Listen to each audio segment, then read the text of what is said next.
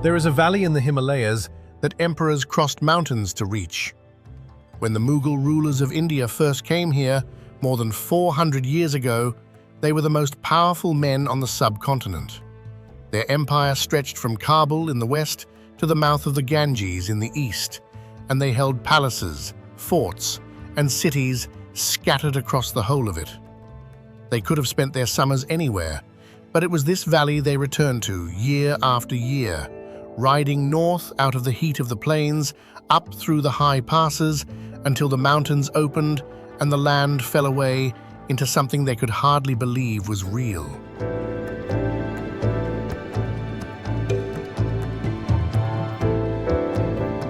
They called it paradise, and they meant it literally. Carved into the stone of a garden they built on the shore of a lake here, there is a couplet in Persian that has followed this place for 4 centuries. If there is a paradise on earth, it reads, "It is here, it is here, it is here." Stand in the valley on a clear morning and you understand the impulse. A lake, the color of pewter, holds the reflection of snow peaks that rise almost 6,000 meters into the sky. Wooden boats drift across the water carrying flowers, vegetables, copper, and wool, the same goods they have carried for centuries. Terraced gardens climb the hillsides in perfect symmetry, fed by channels of running water, the Mughals bent to fall from one level to the next. In autumn, the fields turn purple with the most expensive flower on earth. In winter, the whole valley disappears under snow, and the lake freezes hard enough to walk across.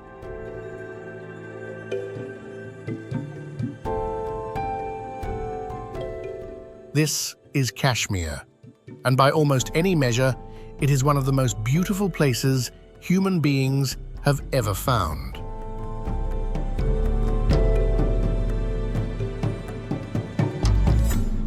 And yet, open a map of this same valley today, and something strange happens.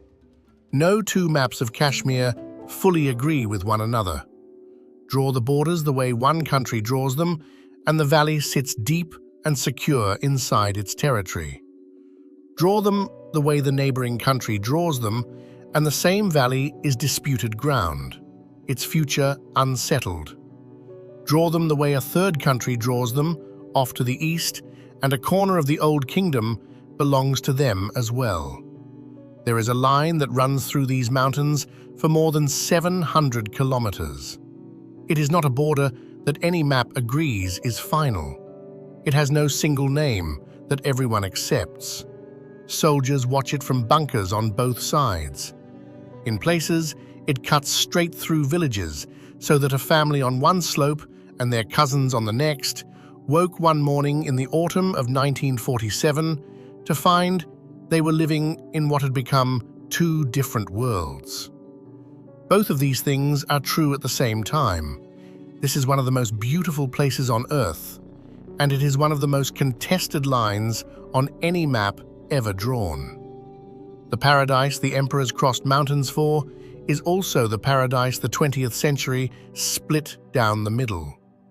How does a place survive being cut in 2 and still remain a paradise?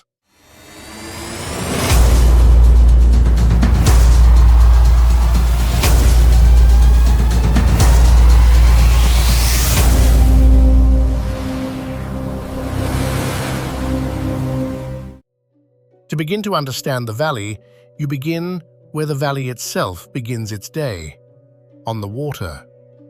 The city of Srinagar sits at the heart of Kashmir, at an elevation of around 1,600 meters, strung along the banks of the Jhelum River and gathered around the edges of a lake called Dal. The name Srinagar means roughly the city of wealth, and for most of its long history, that is exactly what it was. A center of trade, learning, and craft on the old caravan routes that stitched India to Central Asia. Silk, saffron, wool, and turquoise passed through here. So did ideas and faiths and languages. For the valley has always been a crossroads, pretending to be a hideaway. Ringed on every side by some of the highest mountains on Earth, it looks, on a map, like a place cut off from everything. But the passes that guard it were also doorways.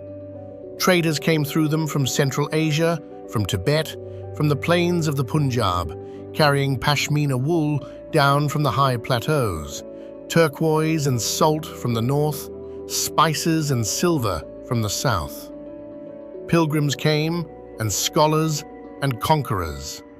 Each of them left something behind, a technique, a word, a way of praying, a strain of blood.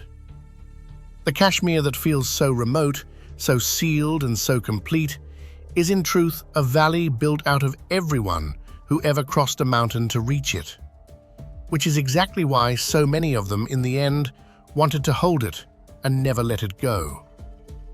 Dal Lake is not large by the measure of the world's Great Lakes.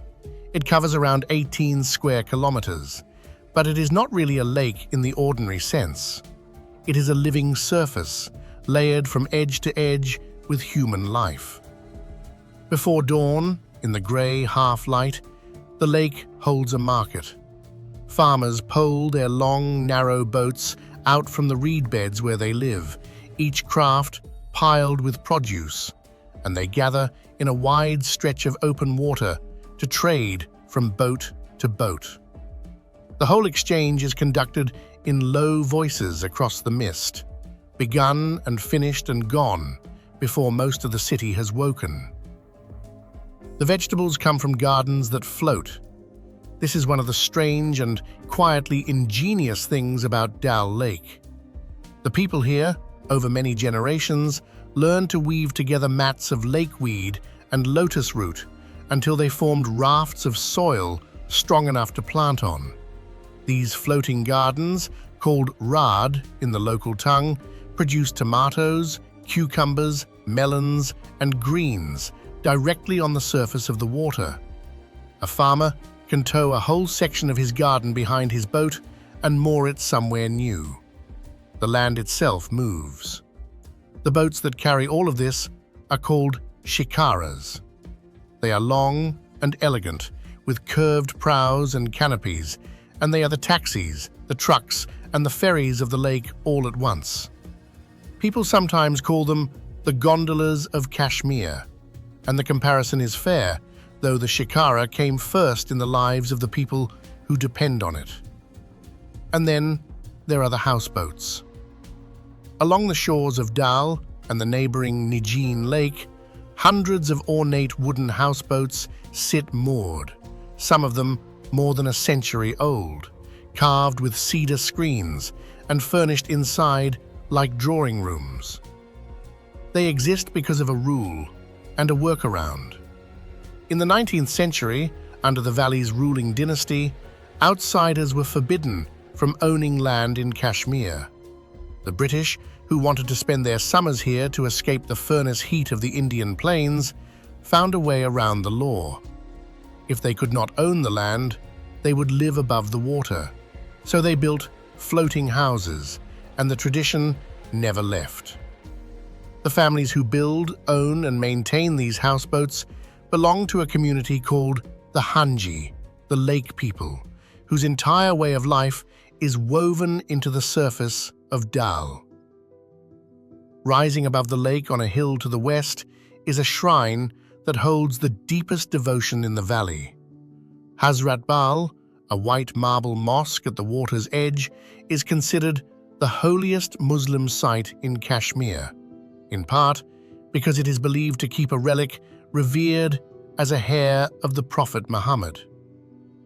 On another hill, across the water, stands a temple to the god Shiva, said to be one of the oldest shrines in the valley, its foundations reaching back some 2,000 years. The mosque and the temple look at each other across the lake. That, in a single view, is the older story of Kashmir, the one that came long before the line. The lake is not without its troubles. Decades of growth around its shores loaded its waters with nutrients, and choking weed threatened to turn open water into marsh.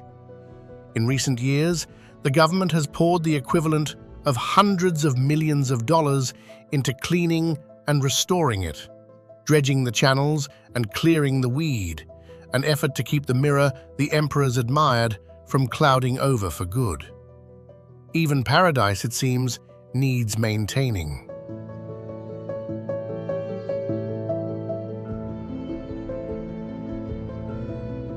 To see what those emperors saw, you climb. On the slopes above Dal Lake, the Mughals built their gardens, and they built them as a deliberate act.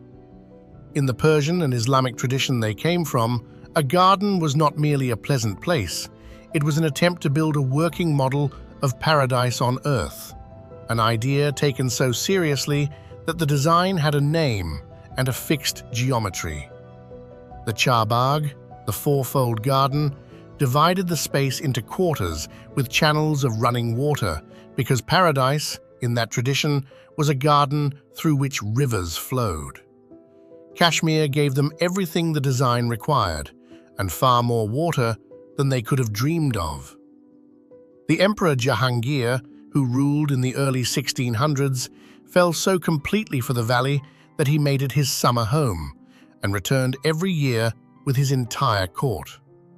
In 1619, he built the garden called Shalimar on the shore of Dal Lake for his wife.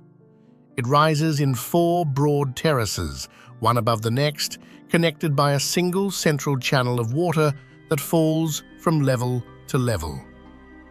At the heart of it sits a pavilion of black marble surrounded by fountains. The engineering is the thing most visitors miss. The Mughals had no pumps. Every fountain, every cascade, every sheet of water sliding down a carved stone ramp is powered by nothing but gravity and the careful reading of a hillside. They found the springs above the garden, channeled the water down through a precise sequence of drops, and calculated the fall so that when the water reached each terrace, it would rise again into the air as a fountain, then fall, then rise. A garden that appears to be pure leisure is in fact a piece of hydraulic engineering 400 years old, still running today on the same principle it was built on.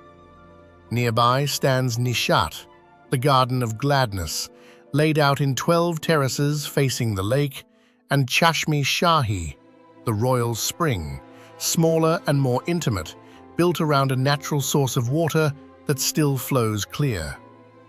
Higher up the slope, above them all, sit the ruins of Pari Mahal, the Palace of Fairies, 7 terraces built by a Mughal prince as a place of learning and, it is said, of watching the stars. And it was in the Shalimar garden, according to tradition, that the famous couplet was carved into the stone. If there is a paradise on earth, it is here, it is here, it is here.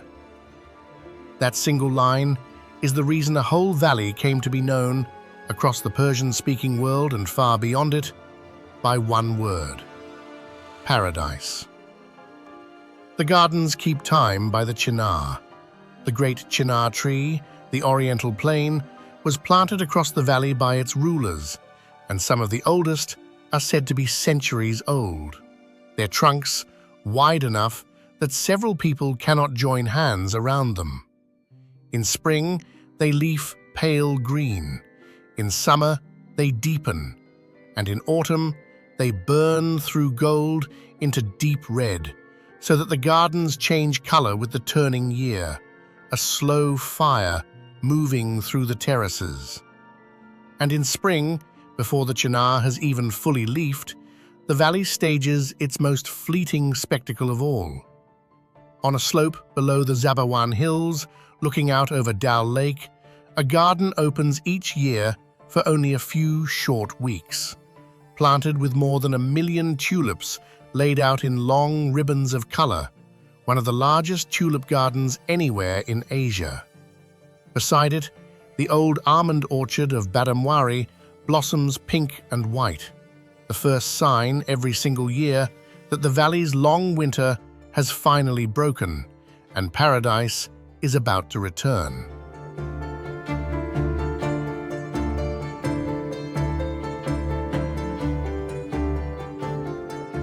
Down in the old city, the valley's faith takes a different shape.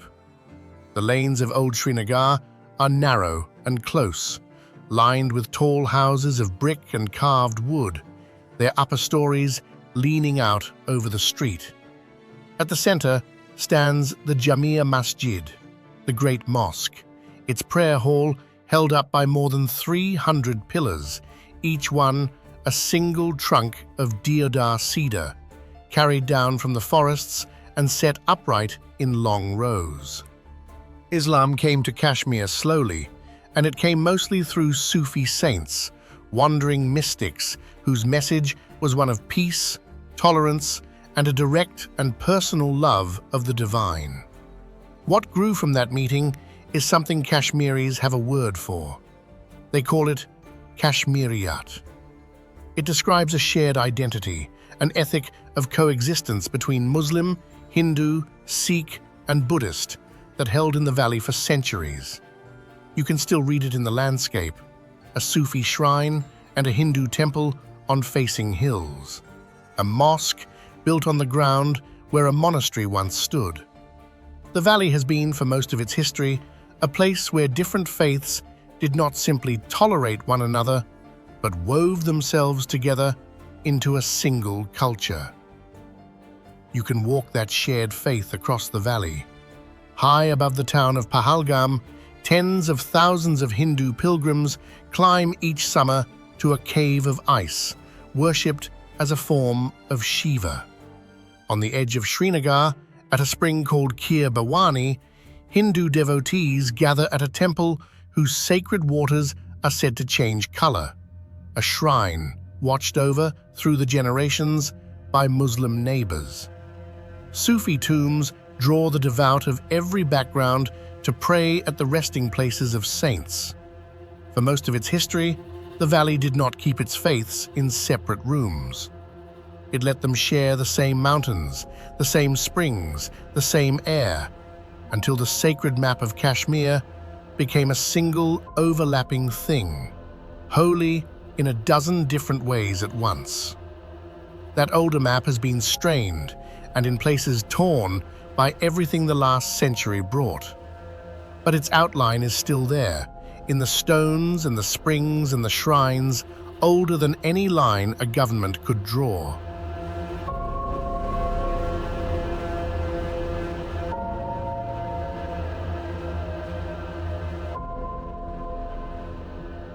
That culture also gave the valley its voice. In the words of poets, it still recites. 6 centuries ago, a mystic woman known as Lal Ded wandered these lanes, speaking verses of such directness that they crossed every religious line, quoted to this day by Hindu and Muslim alike. Centuries later, a peasant girl who became a queen, remembered as Haba Khatun, filled the valley with songs of longing that shepherds still sing in the high pastures. Their words outlasted the kings they lived under. In Kashmir, poetry has always been a way of holding on to what power could not touch. And long before the emperors, before even the sultans, this valley was one of the great centers of learning in the ancient world. For centuries, Kashmir was a heartland of Sanskrit scholarship, a place philosophers and grammarians and poets traveled to study, where Buddhism and Hinduism flourished side by side and sent teachers out across Asia. In the 12th century, a Kashmiri scholar named Kalhana sat down to write the history of his homeland's kings, a chronicle in verse called the Rajatarangini, the River of Kings. It is among the earliest works of true history written anywhere in the subcontinent, the record of a place that already understood itself to be ancient. The stones remember it too. On the valley floor stand the ruins of the Martand Sun Temple, raised more than 1,200 years ago to face the rising sun, its broken colonnades still holding their line against the sky. Not far away lie the ruins of Avantipura, a temple complex built by a 9th century king on the banks of the Jhelum. These were not modest shrines, they were the monuments of a wealthy and confident civilization, and even in ruin, they are enormous. And there was one king the valley has never forgotten. In the 15th century, a sultan so beloved that his people remembered him simply as Bud Shah, the Great King, ruled Kashmir for half a century in what is still recalled as a golden age of peace. He protected every faith in the valley. He is said to have brought master craftsmen from Central Asia to teach the arts of papier-mâché, of carpet weaving, of the fine shawl, the very crafts that would go on to define Kashmir for the next 500 years. Much of what the valley makes with its hands today, it first learned in his reign.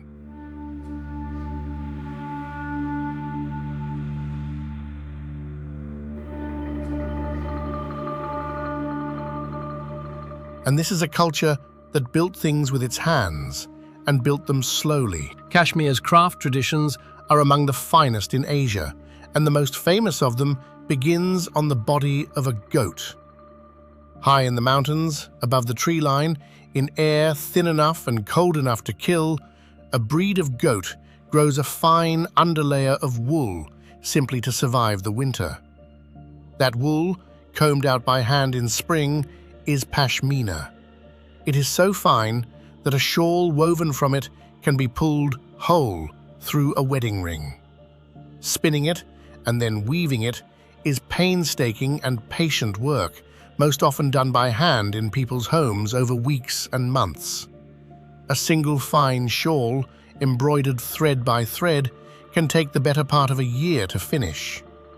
The most intricate of all are not embroidered at all, but woven directly on the loom, color by color, in a technique called khani, in which 2 or 3 weavers can spend years on a single shawl, following a coded pattern read aloud almost like sheet music. The finest wool of all tells a harder story. There was once a shawl even lighter than pashmina, woven from the down of a wild antelope of the high Tibetan plains. To gather that wool, the animal had to be killed.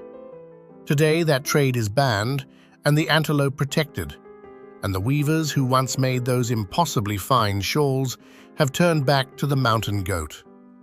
Even here, in the making of a scarf, the story of the valley turns out to be a story about what has to be protected in order to survive. The valley works other materials with the same patience.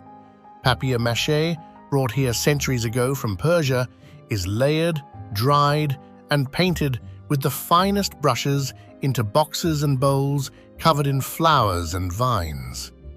Walnut wood, which grows dense and dark in the valley, is carved into furniture and screens thick with detail.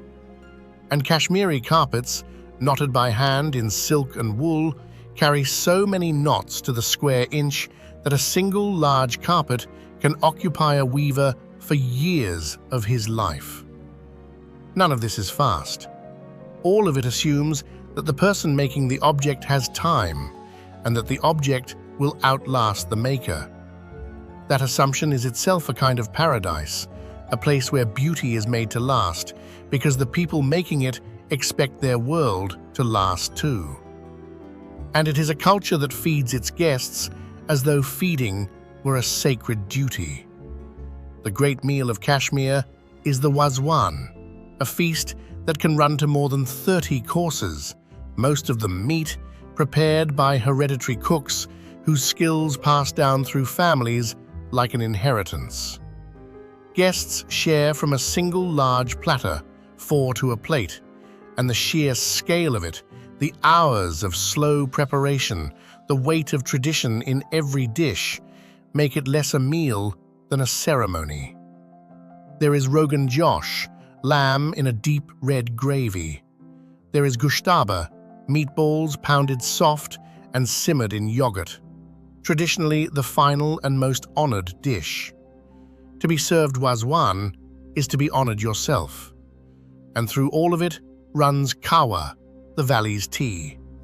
Green tea brewed with cardamom and cinnamon and crushed almonds, and finished with a few threads of saffron that turn the whole cup gold. Which brings us to the flower.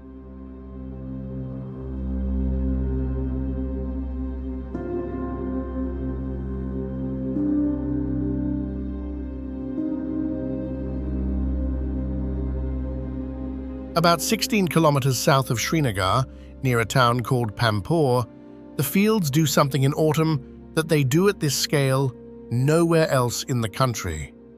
For a few days in late October and early November, the flat brown earth erupts into purple.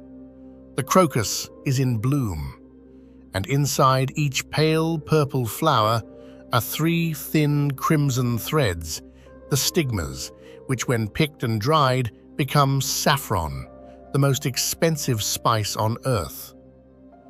The price is not a trick of the market, it is arithmetic.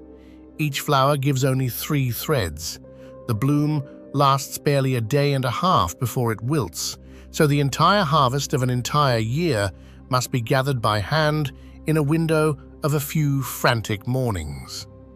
It takes something close to 150,000 flowers to produce a single kilogram of dried saffron. There is no machine that can do it. There never has been. Every thread that has ever flavored a dish of rice or a cup of tea was pulled from a living flower by human fingers. So every autumn, the town of Pampore triples in size. Children come home from university, doctors travel back from distant cities, police officers take leave from their posts. Everyone with a family plot returns to kneel in the cold dawn and pick, because the flower will not wait for anyone. One of the men in those fields is named Nur Muhammad Butt. He is a second-generation saffron farmer, and he has worked this same ground since the summer of 1947. Hold on to that date for a moment because we will come back to it. In the very same year that a line was drawn through this valley that would define the rest of its century, a young man knelt in a field near Pampore and began picking saffron. And more than 75 years later, he is still there, sorting the crimson threads by hand at a desk in his family's shop beside the highway, doing the one thing that has not changed while almost everything else around it did. It is not an easy inheritance to keep. Over the last 20 years, saffron production in the valley has fallen by more than 2/3. The farmers blame the changing weather, the rain that comes at the wrong time, the springs that no longer flow as they did. Kashmiri saffron is prized above all others in the world, thicker and darker and more potent than the saffron of Iran or Spain, grown at exactly the altitude and in exactly the cold this crocus loves. But the men and women who grow it are watching their harvest shrink year by year and turning now to science to try to hold on to a craft that is thousands of years old. The flower that made this valley famous is itself something that has to survive.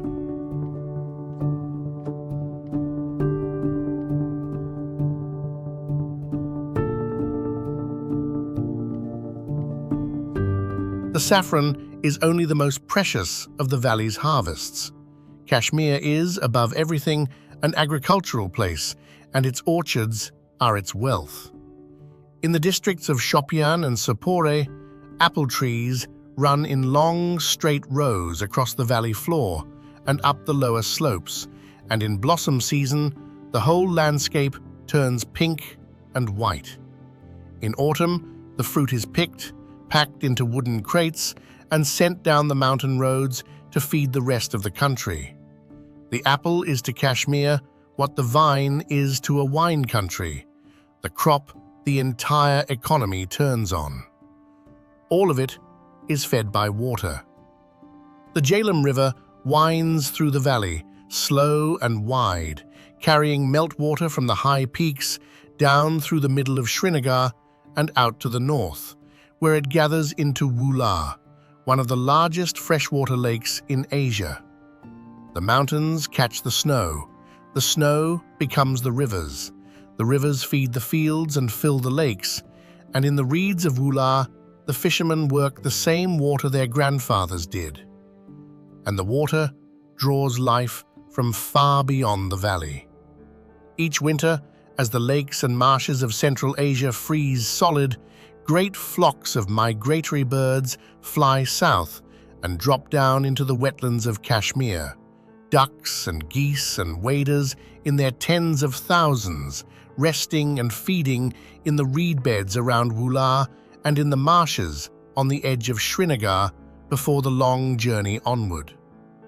For a few months every year, the valley becomes a crossroads in the sky, the same role it has always played on the ground, a place where travelers from far away come to rest in the shelter of the mountains. It is a closed and generous system, and it is the reason a valley at this altitude can be a garden rather than a wilderness.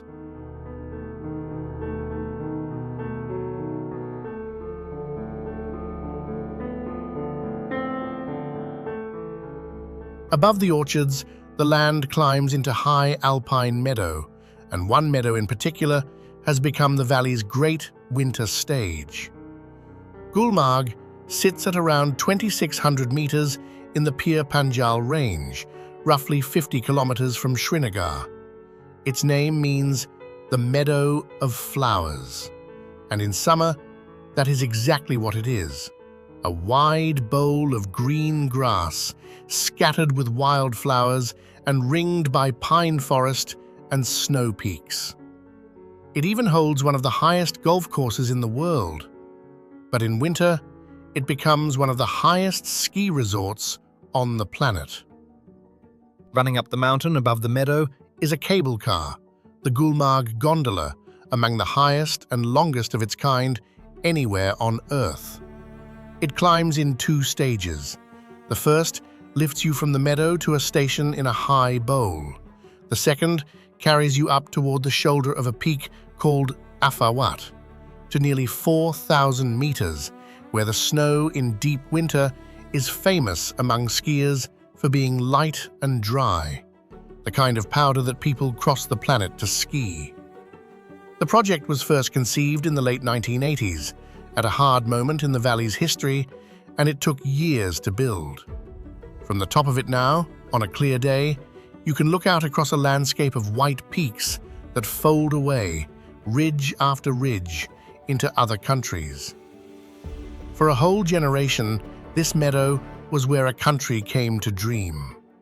Through the 1960s and 70s, filmmakers brought their cameras to Gulmarg, to Pahalgam, to the shores of Dal Lake, and the valley became the backdrop for song after song, love story after love story, until an entire nation's picture of paradise was, quite literally, a picture of Kashmir.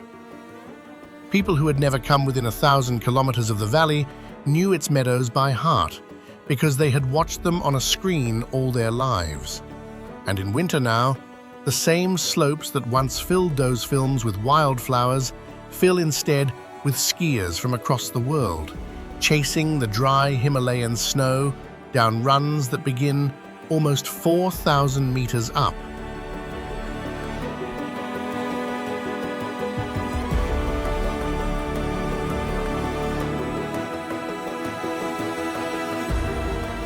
And beyond Gulmarg, the valley keeps rising into places that feel like the roof of the world.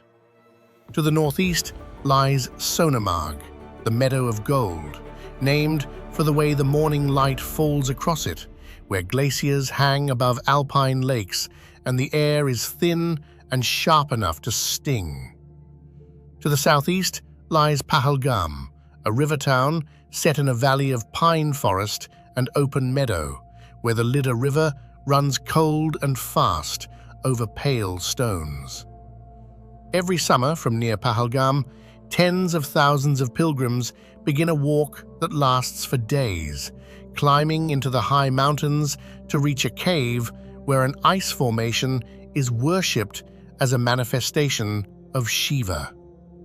These are the high pastures, the summer grazing grounds, the places the shepherds take their flocks when the valley floor grows warm. They are also simply some of the most quietly overwhelming landscapes in the whole of the Himalayas, the kind of scenery that makes people fall silent without deciding to. And then, every year, the valley closes in on itself. Deep winter in Kashmir has a name.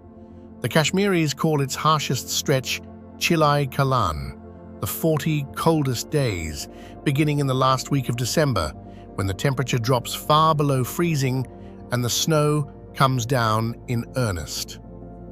The surface of Dal Lake ices over, the waterways still. The high passes seal shut, and the valley becomes for a while an island in the snow, as cut off from the outside world as it was in the long centuries before the roads. The people meet it the way they always have. They wear the ferran, a long, loose woolen cloak that falls to the ankle, and beneath it, held close against the body, they carry the kangri, a small clay pot cradled in woven wicker and filled with glowing embers. It is a portable hearth, a fire a person can carry, and for centuries it has been the thing that lets a Kashmiri sit still through the deepest cold without freezing.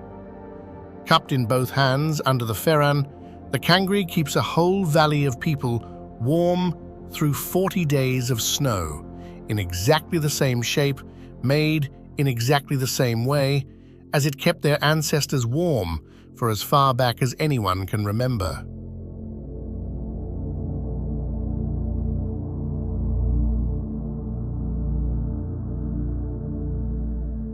And in one corner of the valley, close enough to Srinagar to see the city below, the land holds onto something it very nearly lost. Just over 20 kilometers from the capital, a national park called Dachigam rises from the watershed of Dal Lake up into the high mountains. Its name means 10 villages, a memory of the 10 settlements that were moved more than a century ago when the land was first set aside as a protected reserve. Today, it is a wilderness of steep valleys, birch and willow forest, and high alpine meadow, its elevation climbing from around 1,700 meters at the valley floor to more than 4,000 at its heights. And it exists above all else to protect a single animal. The hangul, the Kashmir stag, is a deer found nowhere else on Earth. It is the last surviving Asian subspecies of the red deer, the same great family of deer that ranges across the forests of Europe, but cut off here, alone, at the far eastern edge of its kind, separated from all its relatives by thousands of kilometers. A male in his prime carries antlers with as many as 11 or 12 points, grand and heavy, almost too large for the frame that carries them. And he is very nearly gone. In the 1970s, the hangul population collapsed below 150 animals, driven down by the loss of its forest, by disturbance, and by hunting. Today, after decades of protection, fewer than 300 survive in the wild, and almost every one of them lives here, in these few valleys, tracked and counted and watched over by guides who have spent their entire lives learning to read the animal's movement through the undergrowth. The recovery has been agonizingly slow, the kind of slow that cannot be graphed on any brochure. But the hangul is still here. Dachigam holds far more than the stag. Himalayan black bears move through the lower forest in autumn, fattening on walnuts before the snow.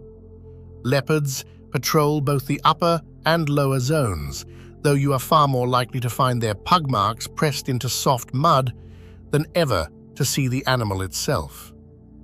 Musk deer and wild goats climb the higher slopes, and in the sky above the meadows, the Himalayan monal, a pheasant whose feathers shine like oil on water in 9 colors at once, bursts from cover with a startled call, while the bearded vulture rides the thermals on wings that span nearly 3 meters. This is a full and living ecosystem, layered from valley floor to snowline, and it survives in the shadow of a city because someone, long ago, decided that it was worth protecting.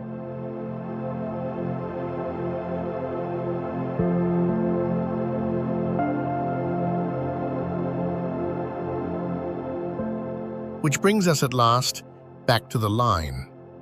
For most of its history, Kashmir was a kingdom, then a province, then a princely state, its beauty passing from ruler to ruler, while the people who lived here made saffron and shawls and floating gardens beneath them. It had been Buddhist and Hindu in deep antiquity, its ancient temples still standing in ruins on the valley floor. It had been ruled by a beloved sultan, remembered simply as the Great King, whose long reign centuries ago is still recalled as a golden age. It had passed through Afghan hands, then Sikh, and finally, in the 1840s, into the hands of a Hindu dynasty, the Dogra kings, who ruled the valley as a princely state under the umbrella of British India.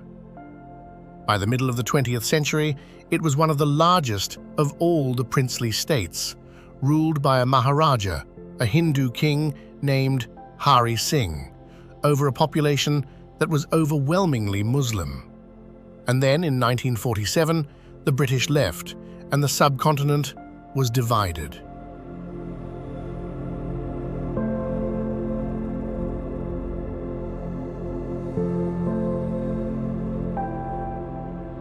The division of British India into 2 nations was one of the largest and most wrenching events of the century.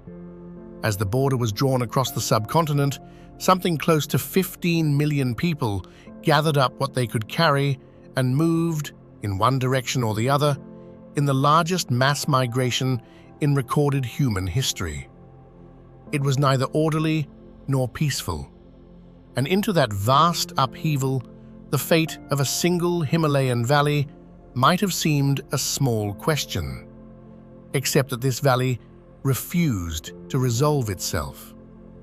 The land was split, roughly, along the lines of religion, and the hundreds of princely states were each given a choice: join one new country or join the other. For most, the decision was clear. For Kashmir, it was not. Its ruler was of one faith, and its people largely of another, and the state shared a border with both new nations at once. Maharaja Hari Singh hesitated, hoping, perhaps, to keep his kingdom independent of both. He was not given the time. In October of 1947, armed tribesmen crossed into the valley from the west, advancing through the passes toward Srinagar. The Maharaja, unable to hold them back, turned to one of the 2 new nations for military help. And the price of that help was a signature. October the 26th, 1947. Maharaja Hari Singh signs a document called the Instrument of Accession, tying the fate of his state to one of the 2 new countries. Troops are flown into Srinagar the very next day.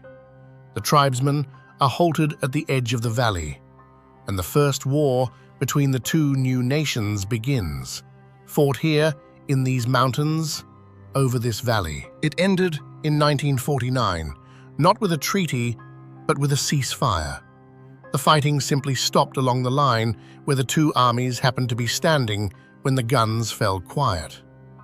That line, drawn by exhaustion rather than by agreement, left one country holding the Great Valley and about 2/3 of the whole territory, and the other holding the western districts and the high northern areas.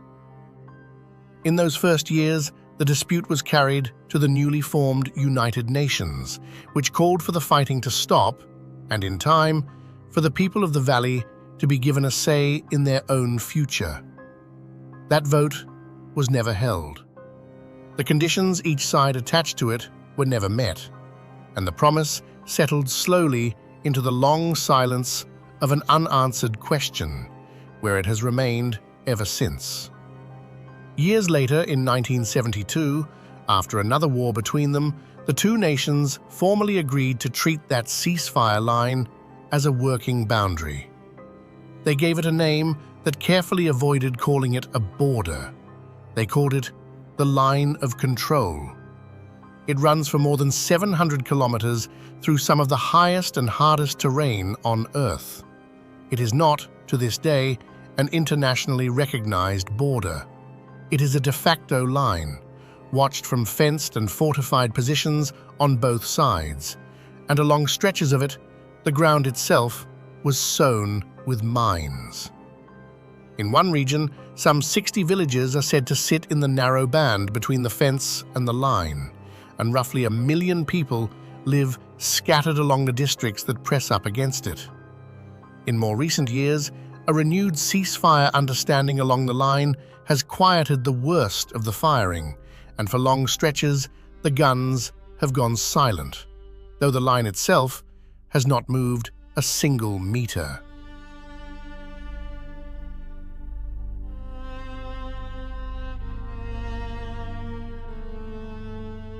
And it is not the only line. Far to the east, across a high, barren, almost uninhabited plateau, a third country holds another piece of the old kingdom, a cold desert at 5,000 meters that had consolidated in a separate war in the 1960s. Between the two neighbors to the west, both of them now armed with nuclear weapons, the confrontation climbed, at its most extreme point, to a glacier called Siachen, more than 6,000 meters up, where soldiers have held positions in air so thin and so cold that the mountain itself is the deadliest enemy. It is the highest battlefield in the world, and in 2019, the special constitutional status the region had held for decades was revoked, and the territory was reorganized under a new administrative structure, a change that remains to this day a defining and contested moment in its modern life. The cost of the line is not measured only in soldiers on the ice. When the ceasefire froze the map in place, it froze it through the middle of ordinary life. Villages were split down the center. Roads that had connected the valley to the outside world for centuries were closed, and families found themselves divided, cousins and siblings living within sight of the same mountains, but on opposite sides of a line they could not cross, in what had become, almost overnight, two different countries.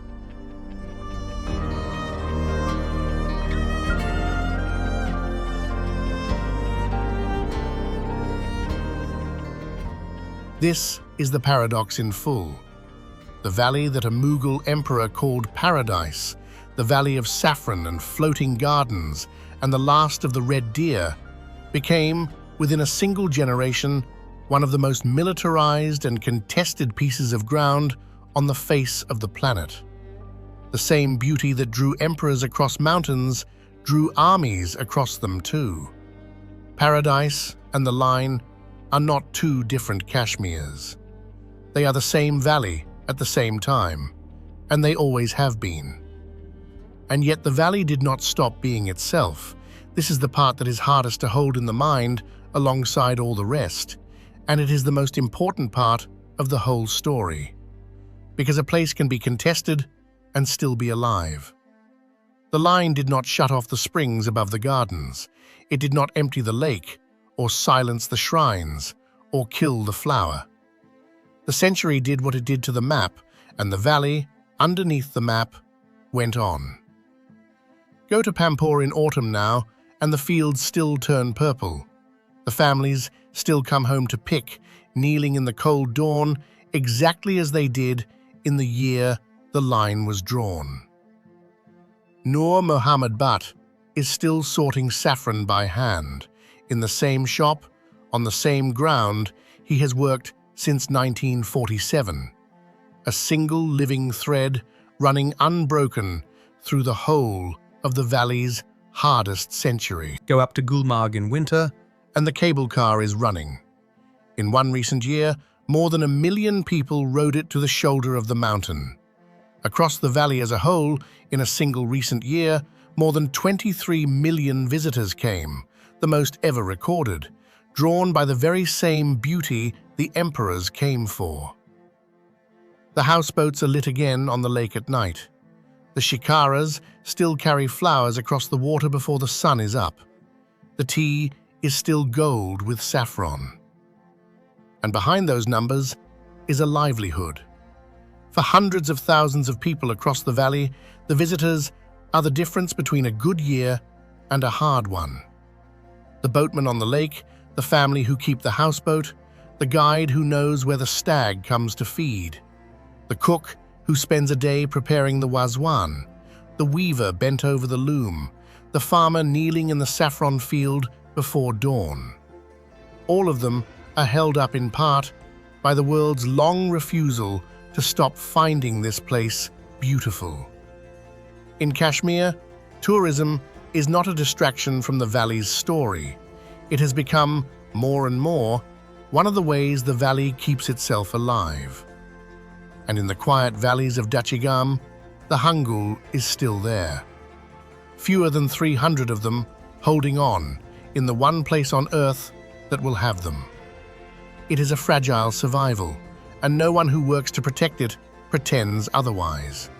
But fragile survival is survival all the same. The stag steps out of the birch forest at dawn to feed along the stream, as its ancestors did before there was a line, before there was a Maharaja, before there was even a word for paradise. The guides who track it have spent their whole working lives in these valleys, and they measure their success not in what the world would call a good year, but in a single number holding steady, a herd that did not shrink, a few more fawns than the winter took. In a place defined for the outside world by a border, the quiet work of keeping one rare animal alive goes on, season after season, almost unnoticed.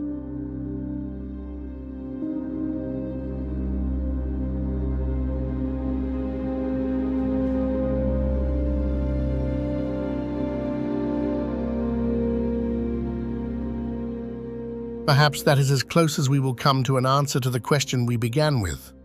How does a paradise survive being cut in two? It survives the way the saffron survives, and the way the hangul survives, and the way the gardens survive. Not by ignoring the line, not by pretending the century did not happen, but by being older than the line and more patient than it, and rooted in something the line was never able to reach. The Mughals were right about this valley. They were only incomplete. If there is a paradise on earth, it is here. And paradise, it turns out, is a far harder thing to divide than it looks on a map. Thank you for traveling with us through the valley they called paradise. Until the next journey, take a breath and stay a while.